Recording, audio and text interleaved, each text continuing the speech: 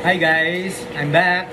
So guys, balik tayo dun sa video na ginawa ko kanina guys. As I mentioned to my first video na gagawa tayo ngayon ng liver, spicy liver guys. So ito na yung liver natin guys, yung pinakita ko kanina.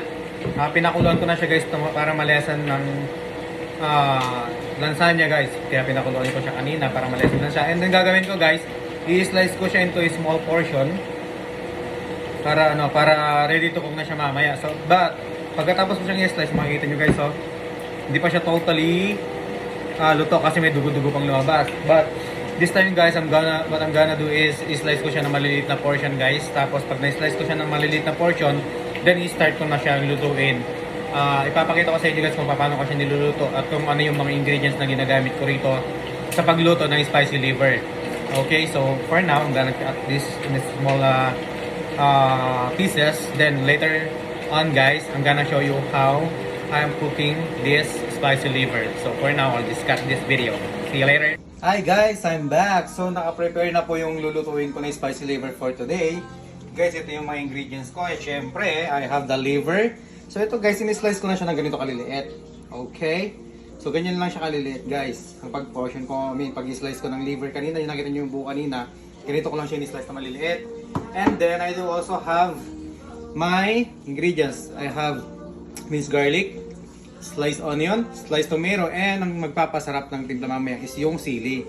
Ito guys, ang aking mga ingredients para sa pagluto ng spicy liver. But then I also have the mixed powder. Ito guys, yung mixed powder na mention ko nung last video ko.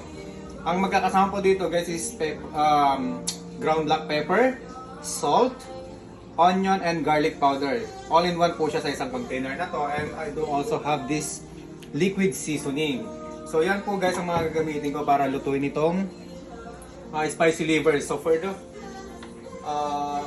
first of all guys, papainit ko muna yung pan. Then after that, maglalagay tayo ng oil sa pan.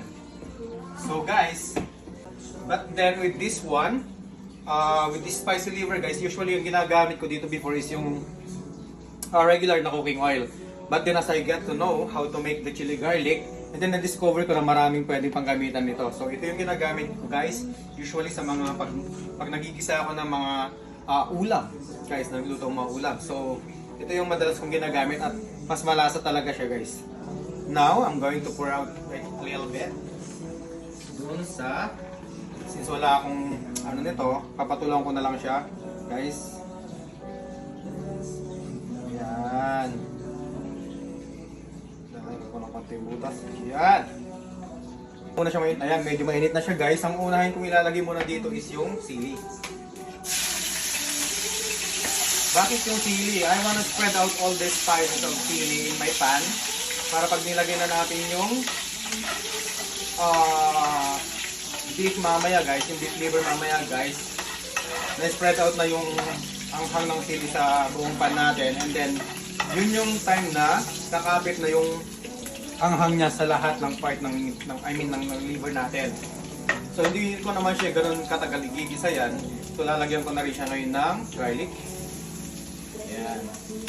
Although chili garlic oil yung gamit ko, maglalagay pa rin ako ng extra garlic dito guys, kasi nga mas masarap yung luto ng meat kapag ka mas malasa yung mga ginagamit natin condiments like garlic and onion. So guys, ganyan ko siya niluluto.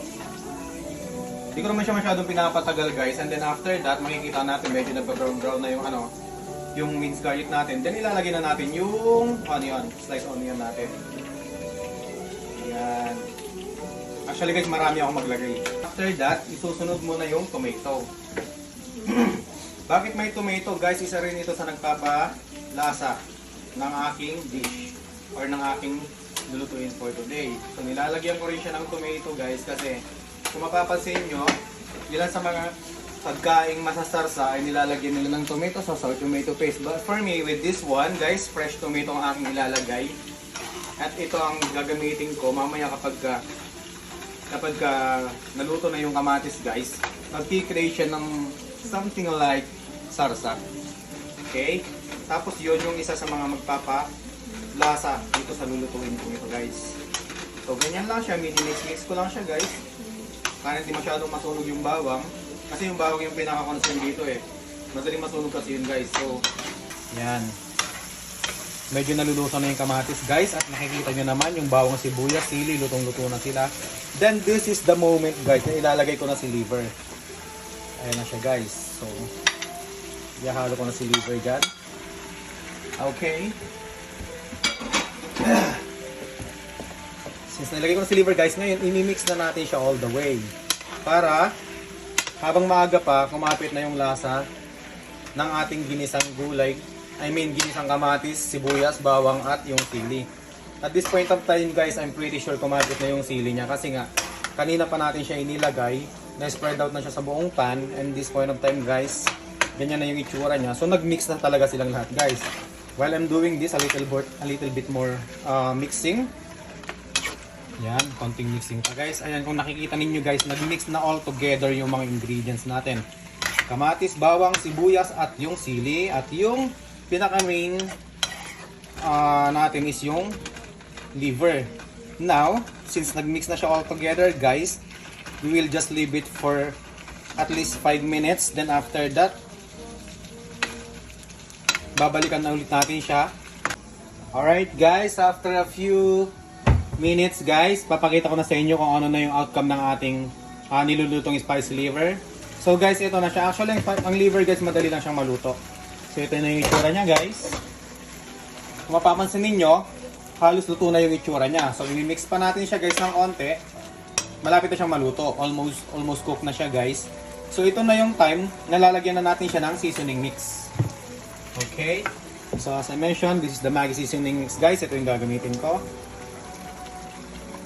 Yan.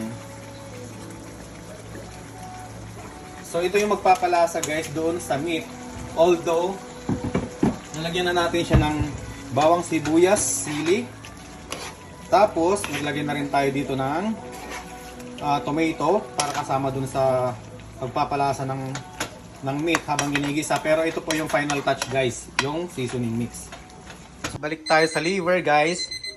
Okay, shut it off. Ito na siya guys. Oh my god. Look at this one.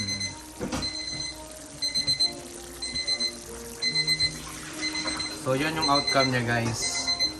And then kung naaamoy lang sana guys, napakabango niya guys. Napakabango ng pagkakaluto. And I'm pretty sure guys, napaka malasa na nito kasi nga look at that. Nag-form siya guys ng sarsa niya. So, ayan po yung outcome niya guys. So, dito na nagtatapos ang ating video. Sa mga gustong magluto ng ganito guys at hindi nyo masundan, you can always put your comment in the comment section guys. Then, pag nabasa ko, I will guide you how to cook this kind of dish. So, hanggang sa muli guys. Thank you. Bye bye.